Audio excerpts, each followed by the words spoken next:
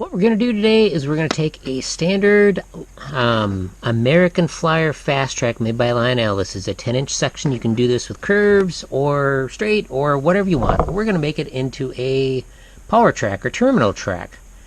I've already got one started, but this is the basic track here. Pretty straightforward.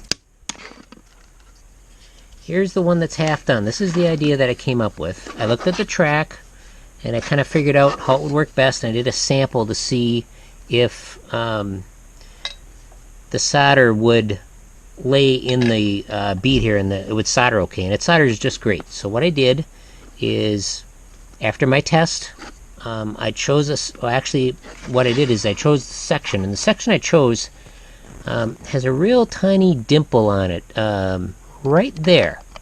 The reason I chose that spot is no particular reason. I mean, it's flared out a little bit, but you can put it anywhere, in the middle, on the end. You could also solder to these little clips if you want, but that's a little trickier.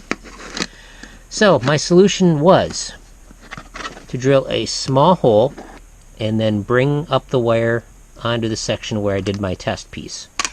So since we got the hole drilled, I believe it's 5/64, so I've got some small split wire here.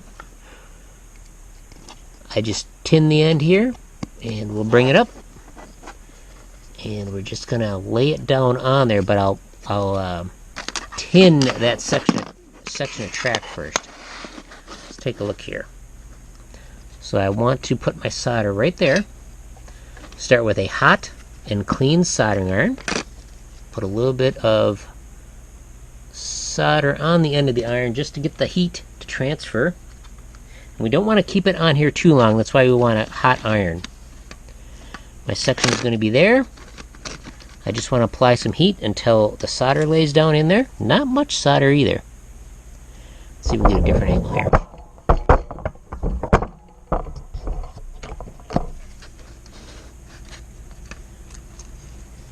Okay, let's give it a shot.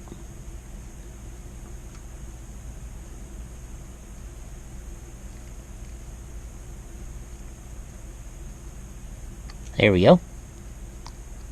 I got a little bit too much solder on there, but it's not bad. It's not going to affect the train, so I'm just going to leave it. So we need to get this wire down on there so it stays nice and tight down in there. Something like that. That'll work really good. You can even use a screwdriver on it and do all kinds of stuff. Rail's a little hot for some reason.